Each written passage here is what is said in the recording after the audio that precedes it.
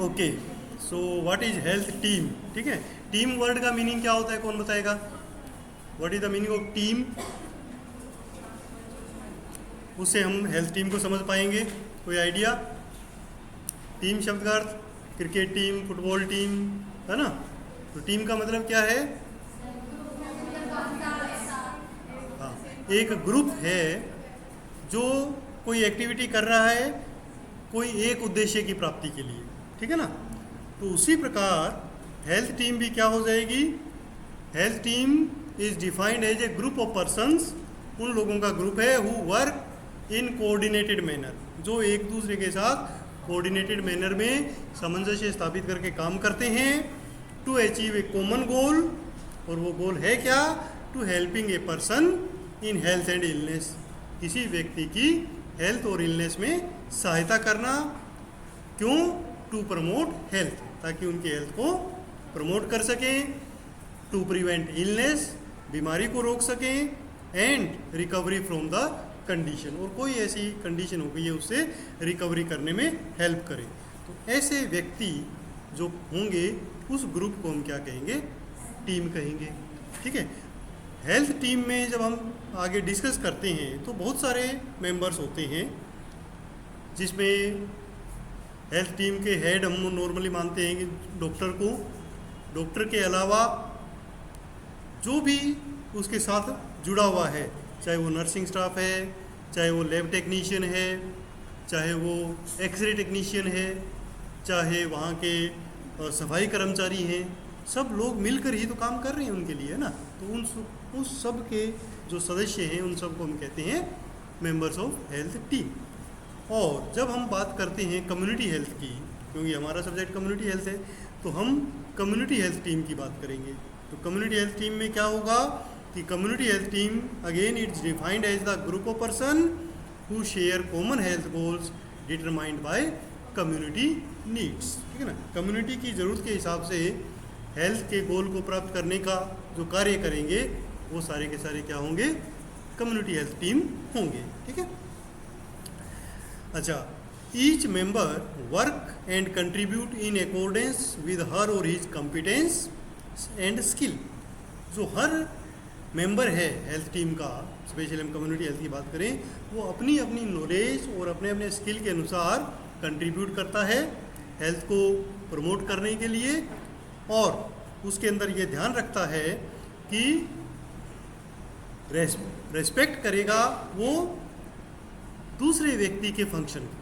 ठीक है ना? While respecting the function of other team member. तो इस लाइन का मतलब क्या हुआ? इस लाइन का ये मतलब होता है कि सब कोऑर्डिनेटेड वे में काम करेंगे, एक दूसरे के काम में इंटरफेयर नहीं करेंगे। जो जिस तरीके से काम करता है उस तरीके से करेंगे, उनके काम के तरीके को रेस्पेक्ट करेंगे, बट फाइनली उसका जो गोल होगा सारे के मिलके वो कम्युनिटी की हेल्थ को प्रमोट करने का होगा। ठीक है ना? और कभी कभी क्योंकि जो टीम का काम होता है उसमें एक दूसरे की हेल्प करनी होती है, तो कई बार क्लियर डिमार्केशन नहीं होता। ठीक है ना? तो उसमें एक दूसरे के साथ मिल के काम कर लेंगे। ठीक है, ऐसा नहीं कि वो उसका काम है या उसका काम है, ऐसा नहीं बोलेंगे। मिल के हमें हमारा जो गोल है कम्युनिटी की हेल्थ का उसको प्राप्त करना है। ठीक है, अब आता है मेंबर्स कौन कौन होंगे कम्युनिटी हेल्थ टीम के। जब हम कम्युनिटी की बात कर रहे हैं तो हमारे पास चाहे कम्युनिटी का कोई सा भी सेंटर हो, उसमें एक मेडिकल ऑफिसर होता है। ठीक है ना? कुछ जगह नहीं होता, बट वो उस टीम का मेंबर माना जाता है जो नेक्स्ट सीनियर हायर सेंटर पे पोस्टेड होगा। ठीक है, डिफरेंट सेंटर्स को हम आगे डिस्कस करेंगे। इसके अलावा एक पब्लिक हेल्थ नर्सिंग ऑफिसर होता है, PHNO जिसको बोलते हैं, एक LHV होती है, एक ANM होती है। इसके अलावा पैरामेडिक्स जिसमें radiographer, lab technician, pharmacist etcetera होंगे, और सपोर्ट स्टाफ। ठीक है ना? सपोर्ट स्टाफ जैसे वार्ड बॉय हुआ, वो सफाई कर्मचारी हुआ। ठीक है ना? ये सब मिलके एक कम्युनिटी हेल्थ की टीम को बनाते हैं। ठीक है, इनके यदि हम फंक्शंस डिस्कस करें या कौन लोग होते हैं ये, उसके बारे में थोड़ा हम जानेंगे, उनका इंट्रोडक्शन और उनके कार्य। जैसे मेडिकल ऑफिसर कौन होता है? Medical officer is the leader of community health team. ठीक है ना? तो टीम लीडर एक होना चाहिए, है ना, कैप्टन होना चाहिए ना। तो इस कम्युनिटी हेल्थ टीम का कैप्टन कौन है? एक मेडिकल ऑफिसर। वो कौन होगा? ही और she possesses A degree in the medical education. तो कम से कम डिग्री होल्डर होना चाहिए, जो MBBS या एबो हो सकती है, ठीक है ना, या MBBS होगा या पोस्ट ग्रेजुएशन भी हो सकता है। He is the in-charge of community health facility, चाहे वो प्राइमरी हेल्थ सेंटर हो चाहे कम्युनिटी हेल्थ सेंटर हो, उसका इंचार्ज होगा। ही और शी प्रोवाइड मेडिकल ट्रीटमेंट और medical services to the community along with day to day administration of the community health facility. तो उसके वहाँ पर दो कार्य होंगे, क्योंकि वो टीम लीडर है तो उस सेंटर का हेड का एडमिनिस्ट्रेटिव काम भी उसको करना है, और दूसरा जो पेशेंट आएंगे उनका ट्रीटमेंट भी करना है, ठीक है ना। अब आता है कम्युनिटी हेल्थ नर्सिंग ऑफिसर या पब्लिक हेल्थ नर्सिंग ऑफिसर, ठीक है ना। ये दो एक ही पोस्ट के दो टर्म हैं, CHNO इसको बोलते हैं या PHNO बोलते हैं। ये कौन होंगे? कम्युनिटी हेल्थ नर्सिंग ऑफिसर और public health nursing officer is a well qualified person having degree in the nursing education, ठीक है ना। तो कम से कम नर्सिंग एजुकेशन की उसके पास डिग्री होनी चाहिए, और नर्सिंग एजुकेशन की डिग्री को क्या कहते हैं? BSc नर्सिंग या एबो, ठीक है ना, वो होना चाहिए।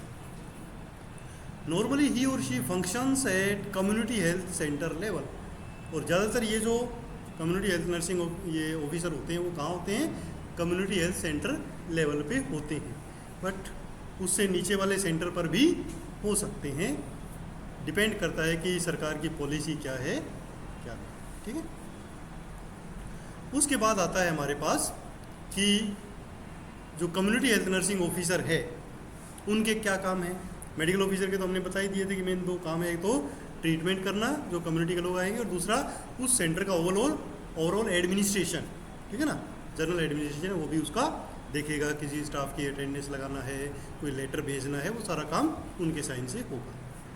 जो कम्युनिटी हेल्थ नर्स होती है उसका मेन काम क्या है कि the public health nursing officer identify health needs of the community and plan community health service along with lady health visitor.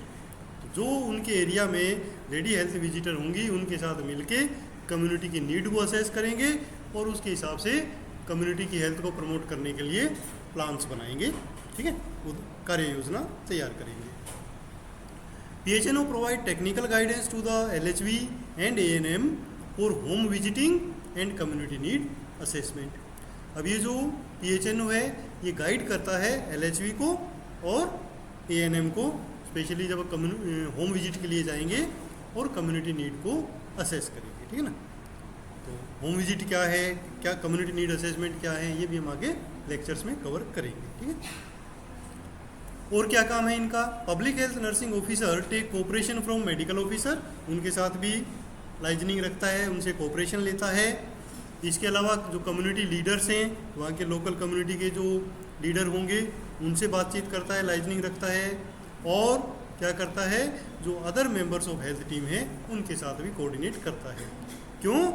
So that एक कम्युनिटी के लिए वो कॉम्प्रिहेंसिव कम्युनिटी हेल्थ प्लान तैयार कर सके कि हमारी कम्युनिटी में क्या क्या सर्विसेज कैसे कैसे देनी है। तो सबसे मिलके जो मेन प्लान तैयार ये PHNO करेंगे।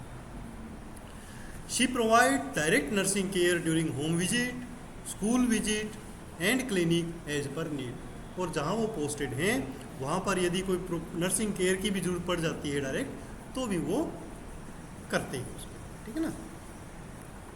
उसके बाद आता है हमारे पास कि जो पब्लिक हेल्थ नर्सिंग ऑफिसर है वो हेल्थ एजुकेशन भी प्रोवाइड करता है, ठीक है। अब जो हेल्थ एजुकेशन का जो वैसे आप डिफरेंट सेंटर्स में अगर जाते हैं तो आपको पता लगेगा कि पुराने टाइम में हेल्थ एजुकेशन ऑफिसर हुआ करते थे, ठीक है ना, जो हमारी नर्सिंग या मेडिकल फील्ड से ना होके सोशियोलॉजी में MA हो या ये लोग होते थे काउंसलर टाइप, इनको हेल्थ एजुकेशन एक्सटेंशंस बोलते थे। ये लोग क्या करते थे कि स्वास्थ्य शिक्षा देने का काम अलग से करते थे कि लोगों में जागरूकता या अवेयरनेस फैलाई जाए। बट अब ये काम पब्लिक हेल्थ नर्सिंग ऑफिसर के हाथ में है कि जो भी हेल्थ एजुकेशन या हेल्थ टॉक्स होंगी वो ये डायरेक्ट देंगे या ये गाइड करेंगे LHV को और ANM को, ताकि कम्युनिटी में हम हेल्थ अवेयरनेस स्प्रेड कर सकें। ठीक है, ये भी इनका काम हो गया। इसके अलावा public health nursing officer participate in school health programme and conduct health education sessions in the school. अगर स्कूल हेल्थ एक्टिविटी करनी है स्कूल में जाके, तो वहाँ भी ये जो PHNO है वो जाएंगे और हेल्थ एजुकेशन स्टूडेंट्स को कुछ बताना है अवेयरनेस के बारे में, वो भी ये लोग करेंगे। ठीक है, जहाँ पर ये लोग नहीं अवेलेबल होते हैं वहाँ पर फिर LHV या ANM भी कर सकते हैं। ठीक है, public health nursing officer coordinate the nursing activities with other programme such as environmental sanitation, national health programme, school health programme and health education programme. ये तीनों प्रोग्रामों में भी ये PHNO है वो हेल्प करती है, गाइड करती है। Public health nursing officer act as resource speaker for health related matters in community meetings.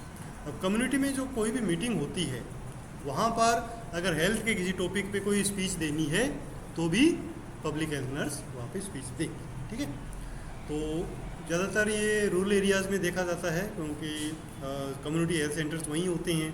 तो पंचायत की अगर मान लो कोई मीटिंग है जो हेल्थ के संबंधित में कोई एक्टिविटी के लिए प्लान तैयार कर रही है और वहाँ पर कोई स्पीच देनी है हेल्थ से रिलेटेड, तो वहाँ पर ये PHNO करेगी। ठीक है ना,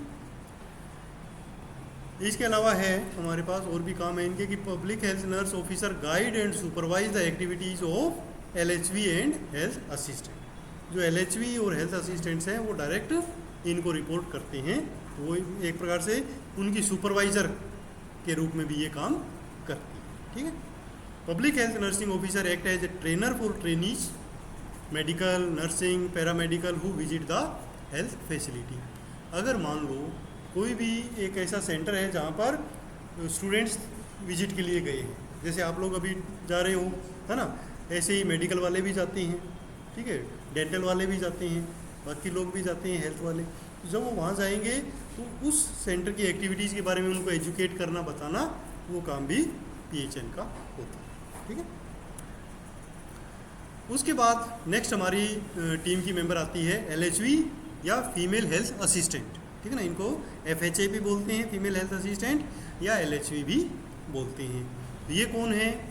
female health assistant is a qualified and trained LHV who undergoes 6 month special refresher course after at least 5 year of service as AN। कम से कम 5 साल का एक्सपीरियंस हो, करते हुए ज़्यादा भी हो सकता है, बट एटलीस्ट 5 year होना चाहिए। उसके बाद 6 month का रिफ्रेशर कोर्स होगा, उसके बाद ये LHV के रूप में प्रमोट होता है। LHV provide supervisory services for ANM at PHC level. तो जितने भी ANMs होती हैं उसके एरिए में उन सबको सुपरवाइज करने का काम LHV का होता है। ठीक है, और LHV के क्या काम होंगे कि एक तो जो एक LHV है वो 4 to 5 सब सेंटर्स की जो ANMs हैं उनको सुपरवाइज करती है। ठीक है ना, तो सब सेंटर PHC से नीचे के सेंटर होंगे जहाँ पर इंचार्ज ANM ही होती है। ठीक है ना, वहाँ डॉक्टर नहीं होते हैं, तो उनको सुपरवाइज करने का काम LHV का होगा। ठीक है ना, तो ये कई बार क्वेश्चन पूछते हैं कि एक जो LHV है वो कितनी ANM को सुपरवाइज करेगी, तो हम लिखेंगे 4 to 5 सब सेंटर्स की जो ANM होंगी उनको, क्योंकि कई सेंटर पे दो ANM हो सकती हैं, कहीं पे 1 हो सकती हैं। तो जितनी भी total ANM 4 to 5 sub centre पे होंगी उन सबको सुपरवाइज LHV करेगी। She guide the ANM for planning, home visiting and reporting. ये एक प्रकार का ANM की सुपरवाइज़र होती है कि कोई भी प्लान करना है होम विजिट के लिए, वहाँ पर गाइड करना है और रिपोर्ट करनी है, तो वो ANM इनको रिपोर्ट करेंगे। तो सुपर गाइड का काम हो गया। She supervises ANM and help them to improve their knowledge and skill. और ANM को गाइड करती है और समय समय पे उनको अपनी स्किल इम्प्रूव करने के लिए भी हेल्प करती है। ठीक है, उसके बाद आता है फीमेल हेल्थ वर्कर और ANM। ठीक है, तो आज की क्लास का जो मेन टॉपिक है वो यही है कि ANM क्या है और उसके काम क्या है। ज़्यादातर ये जो क्वेश्चन एग्जाम में आता है वो ऐसे ही आता है कि डिफाइन हेल्थ टीम, जो हमने शुरू में पढ़ा, डिफाइन किया, and explain the functions of ANM। ज़्यादातर यही आता है ना। तो ANM के फंक्शन हमें सावधानी से पढ़ने हैं। Female health worker is a qualified trend ANM who manage community health services at sub centre level. तो ANM क्या है? एक क्वालिफाइड ट्रेंड स्टाफ है जो सब सेंटर लेवल पे अपनी एक्टिविटीज़ करती हैं हेल्थ से related. She undergoes 2 years of ANM course after 12 years of schooling, है ना। 10+2 करने के बाद 2 साल का ANM कोर्स करेगी तो वो ANM का कार्य कर सकती है। क्या क्या काम होंगे, फंक्शंस क्या हैं, तो ये आपको अच्छी तरह आना चाहिए कि फीमेल हेल्थ वर्कर और ANM is responsible for primary health services at sub centre level, ठीक है। तो ये जब मैंने आपको प्राइमरी हेल्थ सर्विसेज कराई थी तो उसमें मैंने आपको बताया था कि उसमें से ही ANM के फंक्शन निकलेंगे। तो जो हमने कंपोनेंट्स पढ़े थे कितने थे प्राइमरी हेल्थ केयर के कंपोनेंट, घर पे जाके दोबारा पढ़ते नहीं है, इसका मतलब मैंने कहा था ना जैसे कंपोनेंट्स या एलिमेंट्स आए याद रखना कि 8 होते हैं, ठीक है ना। वो सारी एक्टिविटीज़ हैं जो प्राइमरी हेल्थ केयर में करनी है और ANM को क्या करना है, वही प्राइमरी हेल्थ केयर वाली एक्टिविटीज़ करनी है। तो अगर वो आपने याद कर ली तो ये काम भी आपके एज इट इज़ याद हो जाएंगे। तो एक बार पढ़ने से 2 क्वेश्चन आपके तैयार हो जाएंगे, एक तो कंपोनेंट्स याद हो जाएंगे और दूसरा फीमेल हेल्थ वर्कर के फंक्शंस याद हो जाएंगे, ठीक है। तो वो कौन कौन से थे, she provide immunization services to the children up to 5 years of age. 5 साल तक के बच्चों के जो टीकाकरण का कार्य है वो ANM करती है, सबसे पहले हो गया। दूसरा, she provide maternal health services including antenatal, natal and postnatal care. जो गर्भवती माताएं हैं उनको एंटीनेटल सर्विस, डिलीवरी से पहले की सर्विस, डिलीवरी के टाइम की और डिलीवरी के बाद की सर्विसेज प्रोवाइड करवाती हैं। इसके अलावा female health worker provide health education for prevention of communicable disease.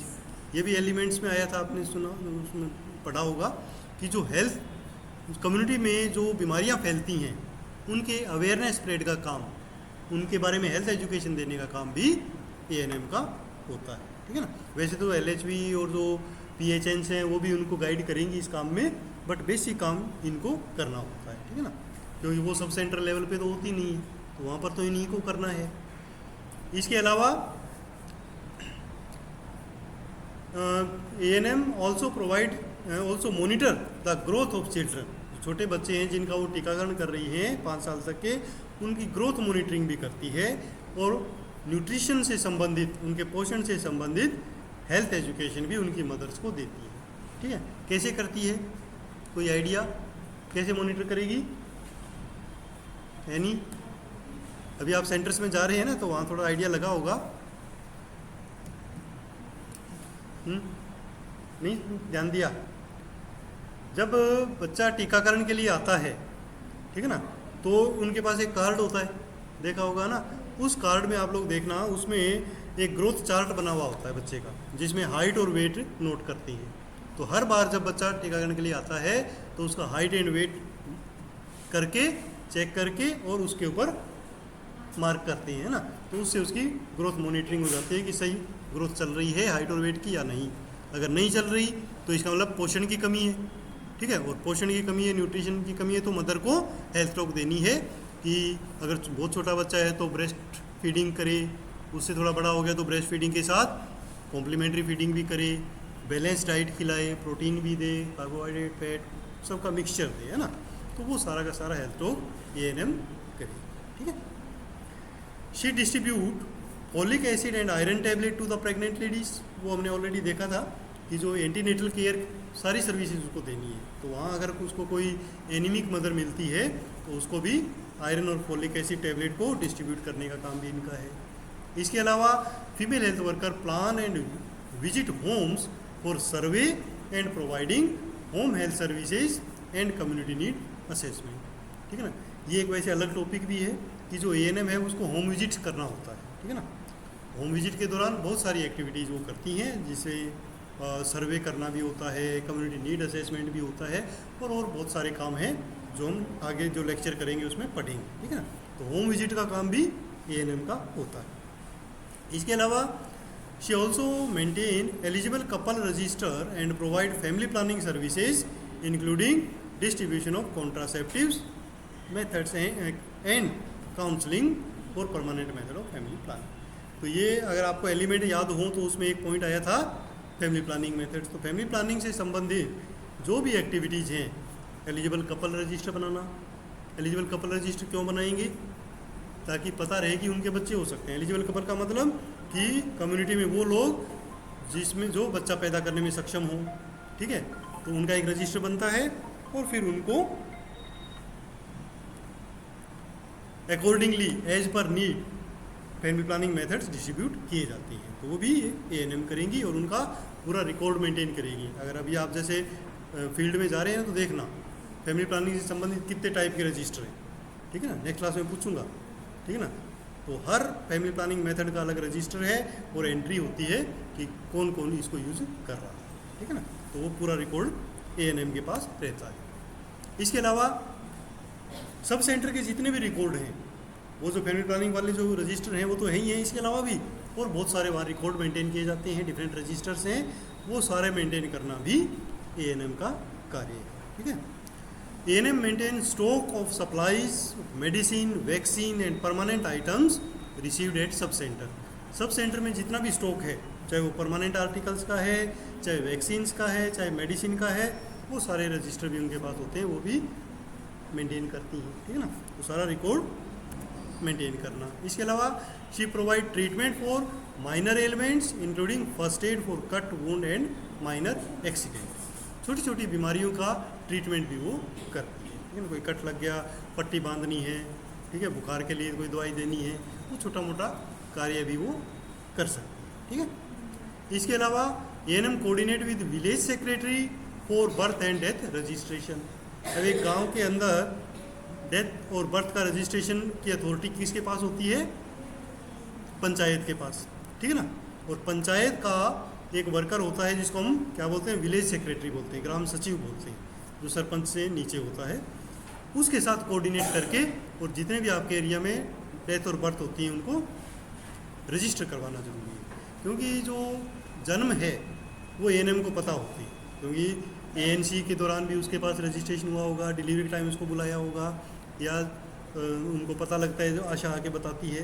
तो जन्म वाला सारा रिकॉर्ड उनके पास होता है, डेथ वाला ग्राम सचिव के पास होता है। तो इनको साथ मिल के दोनों बर्थ और डेथ रजिस्ट्रेशन कंप्लीट कराएंगे। इसके अलावा she refers patients to PHC for health need. अब पीएचसी इससे हायर सेंटर है, सब सेंटर से।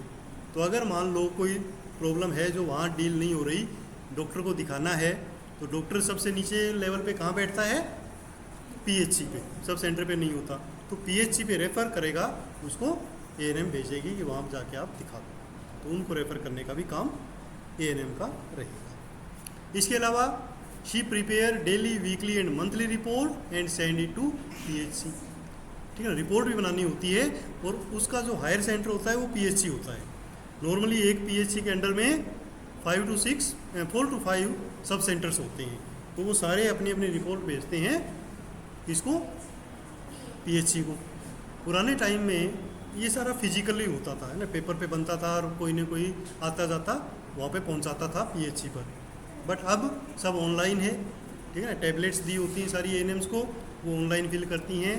कोई डेली रिपोर्ट मांगी है तो डेली, वीकली है तो वीकली और मंथली है तो मंथली। ज़्यादातर अब वीकली वैसे आजकल कम रह गई, पुराने टाइम में होती थी। अब डेली जाती है कुछ रिपोर्ट्स और कुछ मंथली जाती है, ठीक है ना।